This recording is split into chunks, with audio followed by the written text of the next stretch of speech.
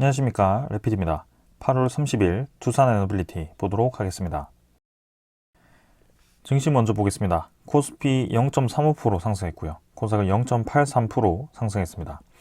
오늘 양증시 상승으로 진행이 되었고, 외국인 투자자는 코스피 크게 매도 없었고, 기관 투자자가 1,700억 매수를 하였고요. 코스닥은 외국인 투자자가 2,300억 매수가 들어오면서 상승을 시켰습니다. 기관 투자자는 코스닥 크게 매수 없이 진행이 되었고요. 오늘은 MSCI 리밸런싱 하루 전날이었기 때문에 여기에 대해서 조금 더 변동성이 있었던 것 같습니다. 코스피는 오늘도 상승을 하면서 2,500선 중반으로 진입을 했고요. 21선을 넘어가면서 좀 이제 강하게 올라갔으나 오늘은 이제 장 후반으로 가면서 조금 지수를 상승분을 반납을 하면서 눌러지는 모습이었습니다. 그래서 5일선이 열심히 좀 올라오면서 좀 확실히 바닥 라인을 다지고 좀 올라가는 모습이고요. 고점 대비 이제 이 절반 정도의 반등 폭이 보였습니다. 적절하게 이제 상승을 진행을 하고 있는데요. 내일도 이제 MSCI 리밸런싱 당일에 추가적인 상승이 나올 수 있을지는 한번 지켜봐야 될 것 같습니다. 그 뒤에 이제 9월 초에 이제 어떤 식으로 증시가 움직이는지 그런 것들을 좀 볼 필요가 있을 것 같고요. 조금 더 시간을 두고 지켜볼 필요는 있겠습니다. 그래서 확실히 이제 2,500선 수준을 증시가 좀 유지를 하고 있는 모습이고 크게 상승 하락 으로 저점 고점을 깨지 않고 횡보를 하는 그런 모습이 나오고 있습니다. 투자자 수급은 기관 투자자가 1,700억 매수를 하면서 오늘도 이제 매수를 이어갔고요. 외국인 투자자는 코스피에서 꾸준히 좀 이탈을 하고 있지만 기관 투자자는 코스피를 매수를 해주고 있습니다. 그러나 대부분의 물량이 금융 투자 위주로의 매수세였기 때문에 크게 이제 장기적으로 투자하는 수급이 아니고 일단은 단기적으로 좀 들어왔다라고 보여지는데요. 코스피의 이 MSCI 리밸런싱 관련해서 일단은 최근에 2차전지 종목들이 사실 코스닥 종목에 조금 더 많습니다. 그래서 그런 코스닥 종목들이 MSCI에 편입이 좀 되었고 그런 이 비중이 증가하는 모습이 아닌가라는 생각이고요. 거기에 대해서 지금 외국인 투자자가 이 코스닥의 시가총액 상위 종목들을 좀 매수를 집중하고 있는 것이 아닌가라는 생각이 듭니다. 그래서 오늘도 2,300억 정도 매수를 하면서 이 외국인 투자자가 코스닥 시장에서 거의 최근에 한 8월 21일부터 해서 1조 가까이를 매수를 했고요. 이 의무 보유 수량을 좀 채우기 위해서 단기간에 많이 매수를 했다라고 보여집니다. 이 수급이 이제는 MSCI 리밸런싱이 끝났을 때 다음 주 월요일부터 해서 이 수급이 계속 이어지는지 매수세가 계속 유지가 되는지 그런 것들을 좀 살펴봐야 되는데요. 아직은 그런 모습은 보이지 않고 있습니다. 그러나 이제 다음 주 월요일부터 바로 이제 매도를 시작할 수 있기 때문에 그런 것들은 조금 주의를 할 필요가 있다라고 보여집니다. 코스닥도 오늘 상승을 하면서 923포인트로 진입을 했고요. 확실히 좀 강하게 진행이 되고 있습니다. 그래서 이 고점을 찍고 그 이상까지 지금 치고 나가지는 못했지만 빠르게 이제 하락폭을 메워주면서 진행하고 있는데요. 역시나 이제 특이한 그런 이벤트가 있기 때문에 그 이벤트 뒤쪽이 이제 어떻게 흘러가는지 분위기가 어떻게 만들어지는지 그런 것들을 좀 볼 필요가 있겠습니다. 투자 수급은 외국인 투자자가 2,300억 이렇게 공격적으로 매수를 하였고 내일도 이렇게 공격적으로 매수를 진행하는지 그런 것들을 한번 살펴보겠습니다. 자, 전반적으로 이제 증시에 대한 분위기는 모두 좋습니다. 미국 증시도 간밤에 이제 나스닥이 1.7%까지 올라갔고요. 니케이도 0.3% 정도 올라가면서 많이 올라가진 못했지만 전반적으로 계속 반등하는 추세로 진행을 하고 있습니다. 그래서 이 부동산발 악재가 조금 사그라들면서 시장이 계속 강세를 유지를 하고 있는데요. 이 강세가 계속 이어지는지도 지켜보겠습니다. 환율은 이제 1.5원 정도 올라서 1323원으로 진행이 되었고요. 지금 이제 고점을 찍고 다시 내려오고 있습니다. 그래서 이 추세가 이어지면서 이 환율이 조금 더 조정을 받아서 1300원 아래로 진입을 하는지 그런 것들을 좀 보겠습니다. 지금은 큰 변화가 없었기 때문에 가볍게 보고 넘어가도록 하겠습니다. 그 다음에 이제 국채 금리고요. 국채 금리는 4.14%, 그죠? 조금 더 하락을 했습니다. 최근에 이제 계속 고점을 유지를 하면서 추가적인 상승이 나올 수도 있는 그런 좀 위험한 위치였습니다. 여기서 국채 금리가 더 올라갔을 때는 상당히 이제 이 시장 자체가 위험 자산보다도 안전한 미국 10년물 국채 쪽으로 몰릴 가능성이 있었는데요. 그거보다도 지금 이제 고점을 찍고 다행히 떨어지면서 조금 안정된 방향으로 진행이 되고 있습니다. 국채 금리가 이렇게 이제 다시 떨어져서 3%대로 진입을 한다면 조금 더 증시가 좋은 분위기로 이어갈 수 있을 것 같습니다. 일단 계속해서 주시를 해보겠습니다. 그 다음에 지수 선물이고요. 선물 지표도 일단은 뭐 어제도 보합 수준이었지만 뭐 미국 증시 마지막까지 봐야 합니다. 그래서 어제도 반등을 하면서 진행이 되었는데요. 일단 오늘은 선물 지표는 보합 수준으로 진행 중입니다. 유럽의 이 선물 지표도 마찬가지 0.45% 정도 하락을 하면서 보합 수준으로 진행 중이고요. 조금 이제 하락하고 있죠. 그래서 뭐 끝까지 한번 봐야 되겠지만 확실히 이제 증시에 대한 분위기가 개선은 되고 있습니다. 자, 그래서 우리나라 증시는 이제 내일 MSCI 리밸런싱이 끝나고 나면 특별한 이벤트는 이제 없을 것 같습니다.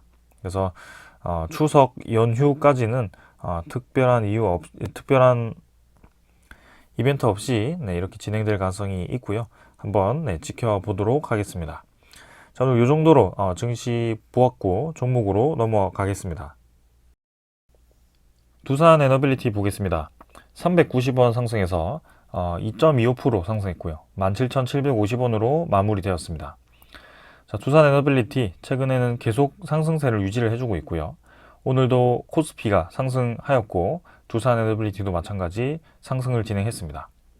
시간의 거래는 뭐 평소처럼 크게 많지 않은 수준이었는데요.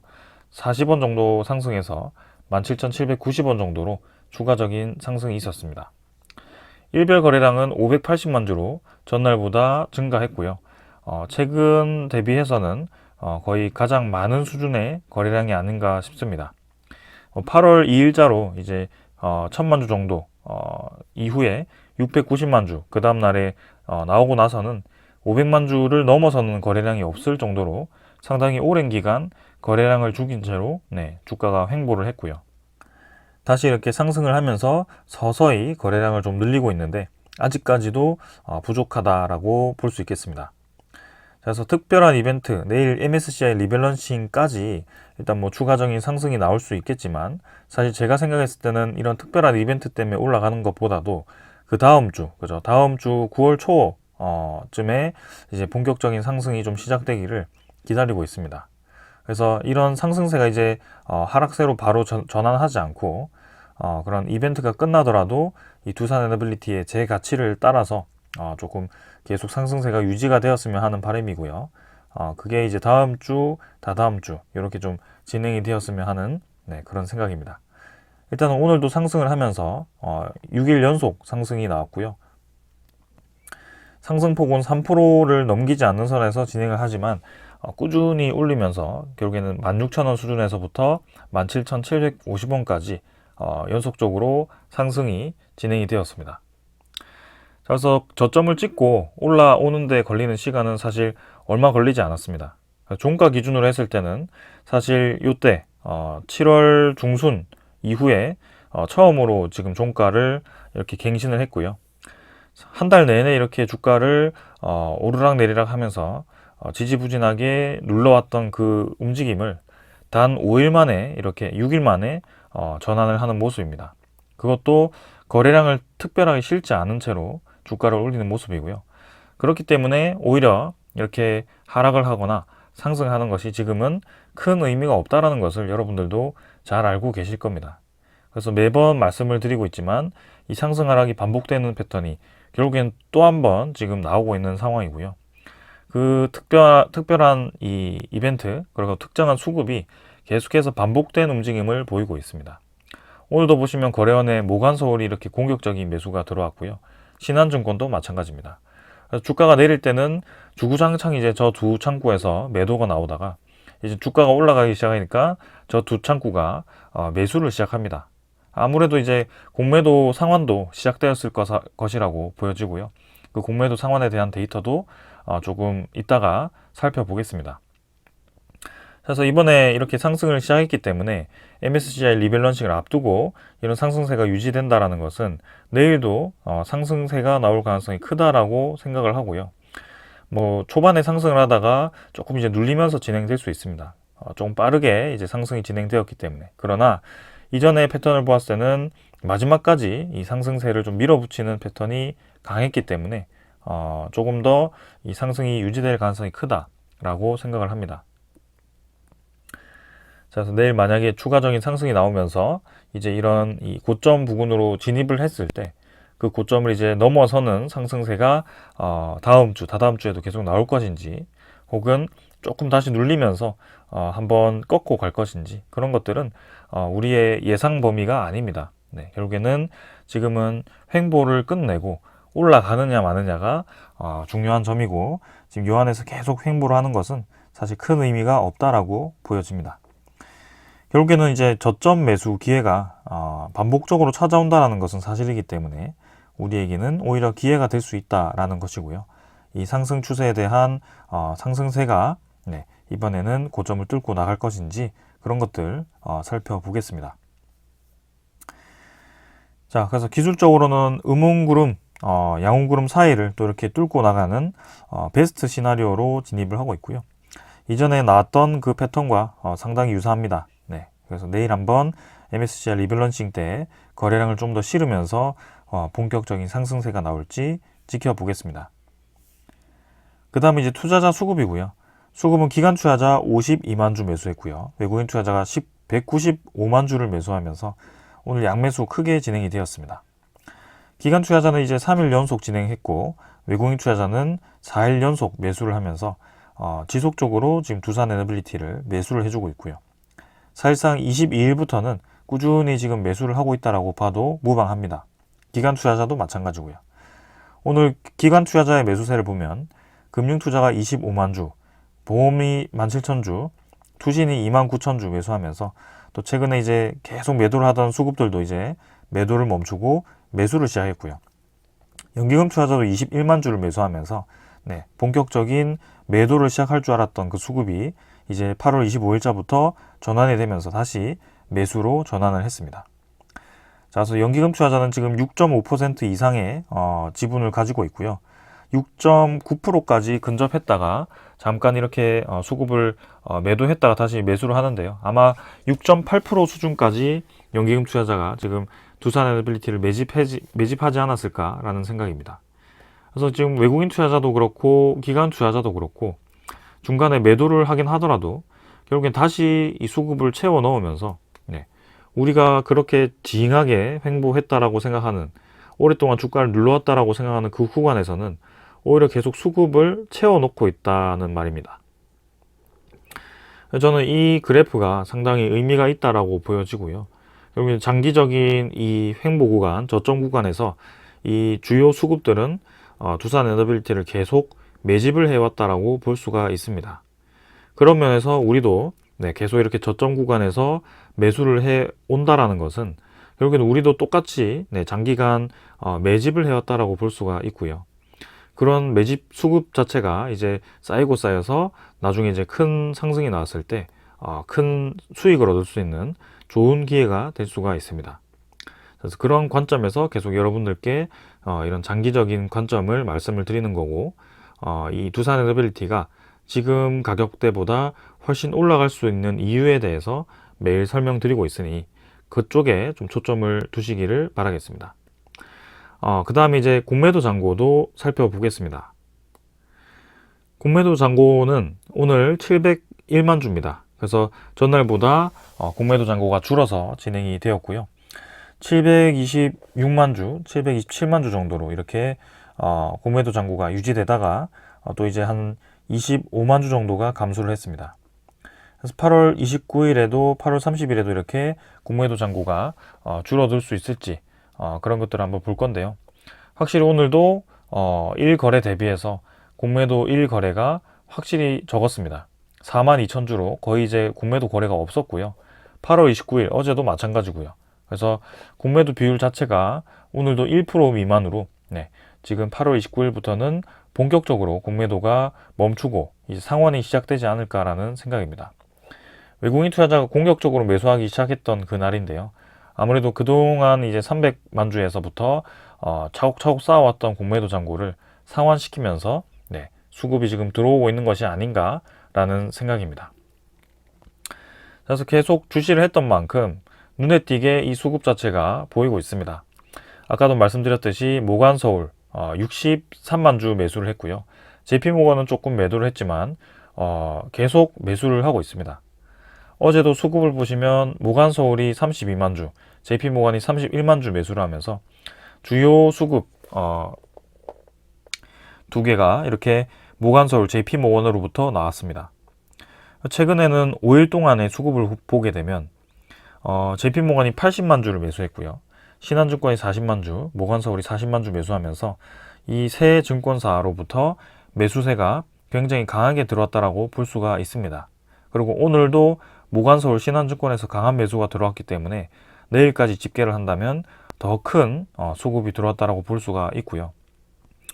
이 수급이 매도를 이렇게 2달 동안 계속 하다가 이렇게 매수로 갑자기 전환을 했다라는 것은 MSCI 리밸런싱 밖에 연결을 지을 수가 없습니다.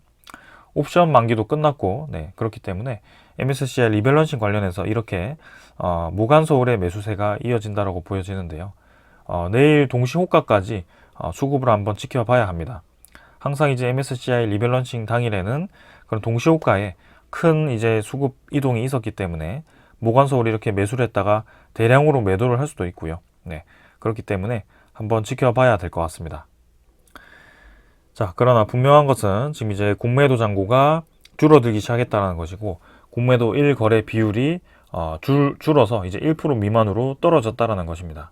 그래서 공매도도 상환이 되고 있고 지금 대차 잔고도 보시면 어제까지 큰 변화 없었는데 오늘은 이제 상환 상위 종목으로 이렇게 나타났습니다. 그래서 2위에 위치를 했고요. 88만 주 상환, 체결이 이제 68만 주 되면서 20만 주 상환이 되었습니다. 전날보다 대차 잔고가 줄었는데요. 오늘 이제 추가적으로 줄어들었을지 그런 것들 이제 내일 한번 살펴봐야 될 것 같습니다. 그래서 두산에너빌리티 지금 신용 잔고들이 점점 안정된 방향으로 진행이 되고 있더라. 그리고 이렇게 추정 매수가 194만 8천 주에서 197만 주로 오히려 증가를 했고요. 전날 75만 주 매수, 그리고 전전날에도 계속 매수를 했기 때문에 외국인 보유율이 빠르게 지금 채워지고 있습니다. 단숨에 이제 13.4%까지 보유율이 올라온 상황이고요. 12.7% 수준에서부터 벌써 이제 0.7%까지 수급이 들어왔습니다. 제가 말씀드렸듯이 13.8%까지 이 외국인 투자자에 대한 매수세가 이어질 가능성이 크다라고 말씀을 드렸고 그때는 JP모건, 모간서울, 신한증권이 매수를 하고 공매도가 상환이 될 것이다 라고 말씀을 드렸습니다. 근데 지금 이제 그렇게 진행이 되고 있고 내일도 그렇게 진행될 가능성이 굉장히 높습니다. 그러나 마지막 동시호가에 조금 이제 반대되는 움직임이 있을 수 있기 때문에 그런 것들을 한번 살펴봐야 되겠고요. 이런 모든 것들을 이제 제가 자세히 설명드리고 있지만 사실 우리가 장기 투자의 관점에서는 전혀 우리가 신경 쓸 필요는 없는 그런 상황입니다. 그래서 특정한 이유 때문에 결국에는 공매도를 이용해서 올리고 내리고 있구나 이 정도 이해를 하시면 되고요. 내려가는 거에 대해서 전혀 종목에 대해서 문제가 있어서 내려가는 것이 아니구나 이렇게 이해를 하시면 되고요. 오히려 매수 기회가 되었었구나 이렇게 이해를 하시면 되겠습니다. 그래서 이번에 상승 사이클이 되었을 때 한번 올라갈 수 있을지 천천히 접근을 하면 될 것 같고요. 조급할 필요는 전혀 없습니다. 그래서 시간이 지날수록 이제 우리가 주가가 올라갈 이유가 점점 많아지고 있고 주가가 올라갈 수 있는 그런 소식들이 점점 구체화되고 다가오고 있습니다. 그래서 거기에 대해서 계속 정리를 드리고 있는데요. 오늘도 이렇게 정리를 해봤습니다. 자, 하나씩 한번 살펴보겠습니다. 자, 두산에너빌리티는 연간 수주를 이미 60%를 채웠고요. 이 부분은 이제 이전에 재무제표를 살펴보면서 말씀을 드렸습니다. 그래서 하반기에도 이제 추가적인 수주가 나와야 되는데 아직까지는 하반기 들어서 그런 큰 수주가 나오지는 않았습니다. 그러나 지금 유력한 수주 건수로 SMR 관련해서 6천억 정도, 뉴스케일 파워와 계약을 할 예정이고, 그다음에 복합 화력 발전소 8천억 정도가 잡혀 있고요. 대형 가스 터빈의 실증과 수소와 신재생 성장 사업에 5천억 정도가 이렇게 잡혀 있습니다. 지금 이제 아마 분당 열 병합 발전소인가요? 그게 3천억 정도가 될 것 같고, 나머지 2천억 정도를 또 추가로 이 수주를 할 예정이고, SMR은 거의 확정적이고요. 복합 화력 발전소가 이제 어디에서 잡혀 있는지 모르겠지만 일단 뭐 추가적인 건수로 이렇게 잡혀 있습니다. 사우디 쪽에 LNG 관련해서 지금 이제 복합 열 병합 발전소가 좀 이제 관심을 받고 있는데요. 그게 이제 10월 달에 이제 본격적인 그런 소식이 들려올 것 같습니다. 그래서 올 하반기에는 사우디 쪽에서도 이 네옴시티 관련해서도 추가적인 소식이 충분히 들려올 수 있기 때문에 한번 기대를 해보겠습니다. 자, 이제 나머지 1.5조는 서비스와 단품 개보수, 그 다음에 뭐 그런 뭐 일반 건설 이런 것들이 있고요. 두산 에너빌리티가 주요 플랜트 건설이라든지 주요 기자재 생산 이외에도 저런 건설업도 하면서 진행을 하고 있습니다. 특히 이제 두산 위브 이외에도 두산 에너빌리티 자체로 아파트 브랜드를 냈고요. 트리마즈였나요? 이름이 정확하게 기억이 안 나는데 아무튼 그런 고급 브랜드를 내고 지금 이제 건설업도 수행을 하고 있는 상황입니다. 자, 그래서 확실히 지금 이제 2019년부터 2023년까지 꾸준히 수주 잔고가 늘어날 수 있는 기반이 마련되고 있고요. 수주액 자체가 매년 증가하고 있다는 것은 이 기업 자체가 매년 성장을 하고 있다, 외형 성장을 하고 있다라고 보시는 게 맞습니다. 2024년에도 이 8.6조 이상으로 수주를 할지는 사실 미지수이긴 하지만 앞으로 이제 시장의 성장성을 고려했을 때는 저는 충분히 가능하다라고 보고 있고요. 연 평균 10조 이상의 수주를 지금 예상을 하고 있습니다. 기업에서도 그렇고요. 그 통합 보고서에 아마 그런 얘기가 있었던 것 같습니다. 그래서 그런 것들 한번 다시 살펴보는 시간 가져볼 거고요. 해상 풍력, 그 다음에 원자력 발전, 이런 가스터빈 시장이 본격적으로 성장을 했을 때 앞으로 두산 에너빌리티의 연간 수주액은 훨씬 증가할 수밖에 없다, 이렇게 보시면 되겠습니다. 거기에 대해서 이제 두산 에너빌리티가 제 가치에 맞게 주가가 좀 상승을 해야 되는 상황이고, 그런 시기를 우리가 기다리고 있는 상황이다. 자, 그리고 계속 이제 R200과 CE100이 CF100이죠. 양립을 하고 있습니다. 누구는 R200이 맞다라고는 하지만 사실 RE100이라는 것도 일종의 자율 캠페인으로부터 시작이 되었던 그런 정책입니다. 정책이 아니죠. 그냥 캠페인입니다. 그래서 CF100도 마찬가지 캠페인 형식으로 진행이 되고 있는데요. 신재생 에너지만으로 지금 탄소 중립이 한계가 있다는 것은 이미 유럽에서부터 얘기가 나왔던 것입니다. 그래서 해상 풍력, 뭐 이런 태양광을 일찌감치 많이 설치를 했던 그런 유럽에서 그런 한계를 느끼고, 그리고 그런 공백을 천연가스라든지 원유로 이제 메웠던 그런 국가들이 국가적 에너지 안보의 위협을 느끼고, 그죠? 그런 원자재 가격 상승에 따라서 엄청난 이제 손실을 보기 때문에 그런 것들 때문에 안정적으로 에너지를 생산할 수 있고, 그 다음에 탈탄소를 할 수 있는 그런 에너지원을 찾게 된 것입니다. 그게 이제 원자력 에너지와 수소 에너지인데요. 아직까지 수소 에너지가 급격하게 성장을 하고 있긴 하지만 안정적으로 이 전력을 많이 생산할 수 있을 만한 에너지원이 못 되기 때문에 지금 이제 대형 원전이라든지 SMR이 검토가 되고 있는 것입니다. 그래서 지금 이제 우리나라의 그런 교수 한 분이 얘기를 하시기를, 독일과 덴마크가 재생에너지를 늘리며 전기요금을 4배 가까이 올렸는데 우리가 현실적으로 이를 수용할 수 없기 때문에 지금 이제 그런 것들, 원자력 에너지라든지 수소 에너지에 대한 보급을 늘려야 된다라는 것이고요. 재생에너지 발전을 늘릴 때 저는 이제 ESS라는 것도 여러분들께 좀 많이 소개를 드렸습니다. 그래서 우리나라는 사실 태양광 발전을 상당히 많이 깔았지만 이 ESS 대규모 에너지 저장 장치를 깔지는 않았습니다. 많이 깔지 않았고요. 거기에 대해서 이제 태양열 에너지가 많이 생산되더라도 100% 이제 그 에너지를 사용하지 못하고 버리거나 출력 제어를 통해서 그런 대규모 정전을 막는 조금 비효율적인 운용을 하고 있습니다. 그러면 이제 ESS를 엄청나게 많이 건설을 하고 보급을 해야 되는데요. 그게 이제 수십 조가 들어갈 겁니다. 그래서 그런 것들 때문에 이렇게 이제 얘기가 많이 나오고 있는데요. 네. ESS 사실 두산 에너빌리티도 ESS를 취급하기 때문에 ESS 시장에 국내 시장에 또 이제 뛰어들면 좋을 것 같은데 아직까지는 본격적인 건설은 없습니다.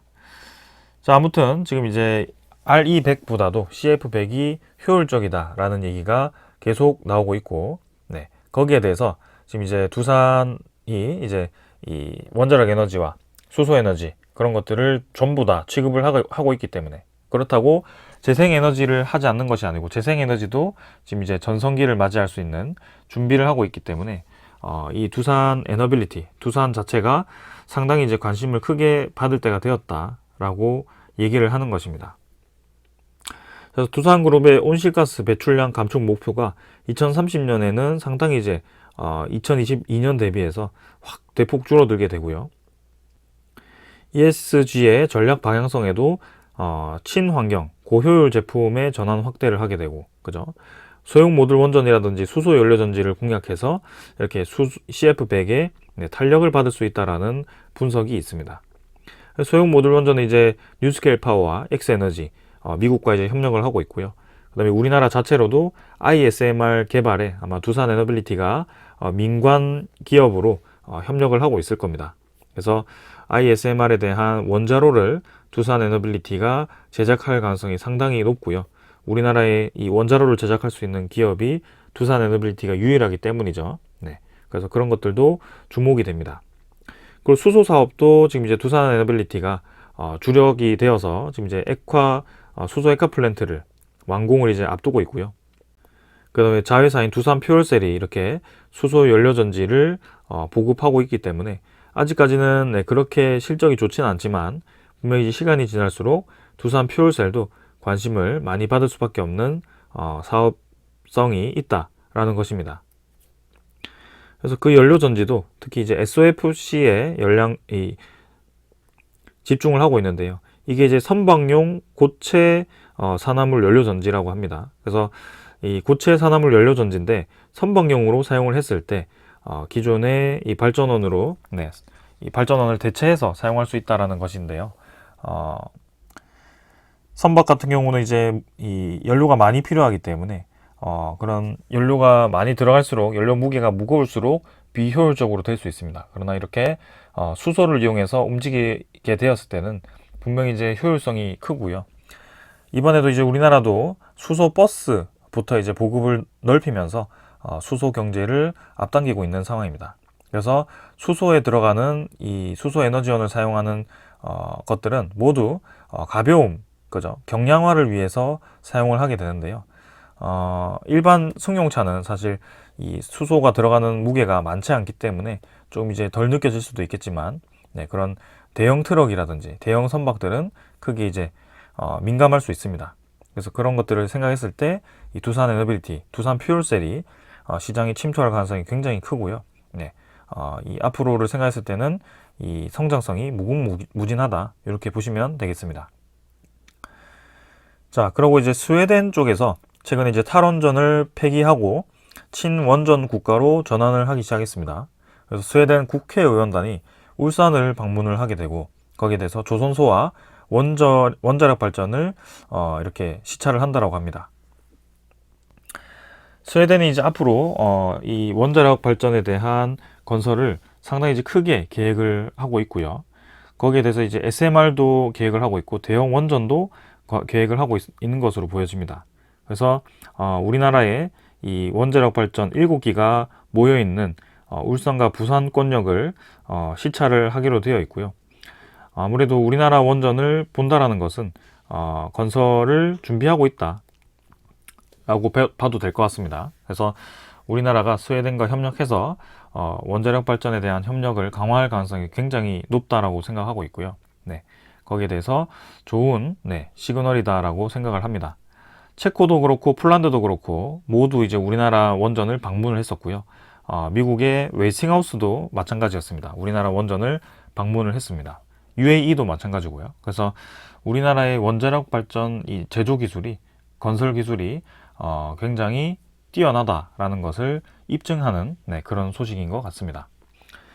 자, 그 다음에 이제 미국 쪽에서도 사실 우리나라와 계속 협력을 하고 싶어 합니다.